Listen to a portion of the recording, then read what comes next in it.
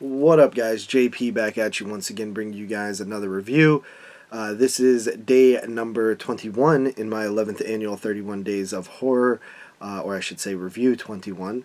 And yeah, with that said, today's film is one that I have seen before. I wanted to revisit it for quite a while. I've been thinking about it. It's come up in conversation and stuff like that. So I decided, hey, it's been a while since I've seen this, and let's give it another spin. And that is Fair Game from the year 1986, courtesy of Umbrella Entertainment, which is the Blu-ray that I have here. I think, who put this out did Vinegar Syndrome put this out? Somebody else put this out in the States, and I can't remember who, but I did already own this Umbrella version, so I did not upgrade to whoever put out the other version. Fair Game, yeah, this is a title that was hard to see for a while, without looking, didn't really have a DVD or Blu-ray release here for a while, I believe, until Umbrella put it out in Australia, and then it was an all-region disc, so a lot of people in the States saw it for the first time when this release came out. But Fair Game follows, I believe, a woman named Jessica who runs a wildlife sanctuary. This is an Australian film. And one day she gets sort of harassed by these three men in this big truck, and they actually chase her in their truck. One of the dudes climbs on their truck and jumps onto her vehicle. It's nuts while they're speeding down these dirt roads and stuff.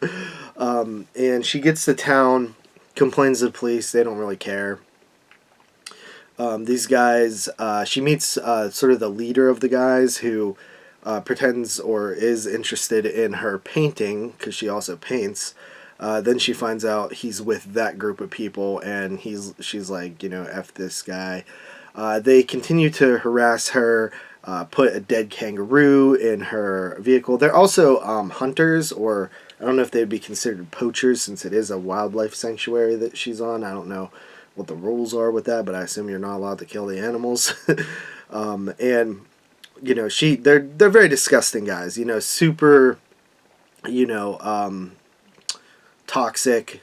They're just not good dudes. They're complete assholes. And this film actually is totally set up to be a rape revenge film, and it's not really. Unless there's some off-screen rape that happens, this is not a rape revenge film. It's an assault revenge film kind of thing. But essentially, there's one point in the film where they capture her and strip her naked and tie her to the front of the vehicle and fly down the road and stuff. If you've seen Quentin Tarantino's Death Proof, then probably looks kind of similar to this, the type of stuff they were doing in this film.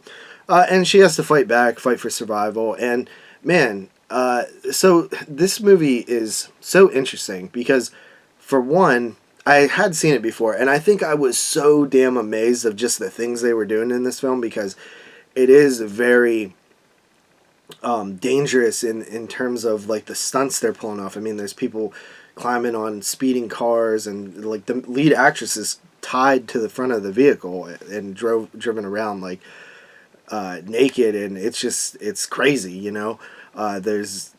It's just a very crazy, and you'll never see a film like this again. The era of films that were made like this, a lot of them were made in Australia with these crazy car sequences and stuff.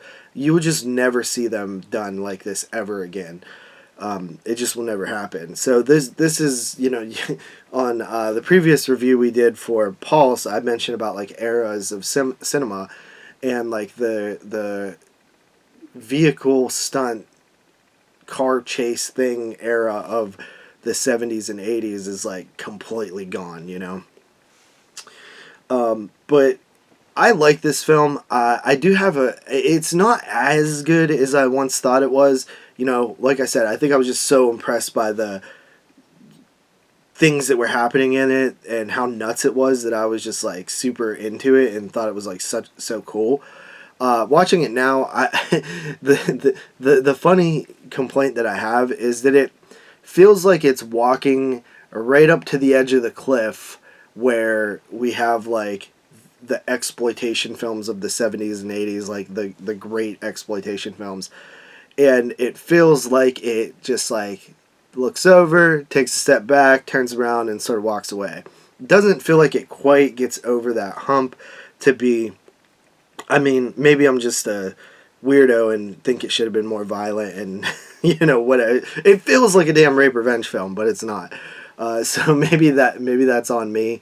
I do think it's still awesome, and if you've never seen it, definitely worth a watch because it's just very cool what they do in this flick, and it's a fun one. It doesn't overstay its welcome. It's only 86 minutes long. Like I said, there's tons of cool scenes in it. It also has the lead carries the film. She's very good in the film. You feel for her, you root for her, you want her to succeed, and the dudes are just so obnoxious, bro. They're just so obnoxious, and it's a good old Ozploitation classic in my opinion. There's so many great Australian horror films and exploitation type films. I love Aussie cinema, especially from the 80s and 90s. But yeah, fair game, pretty good, man. It's pretty good. It's fun. I'm going to go ahead and give it a 7.5 out of 10. If you've never seen it, I definitely recommend checking it out. It's pretty cool. Peace.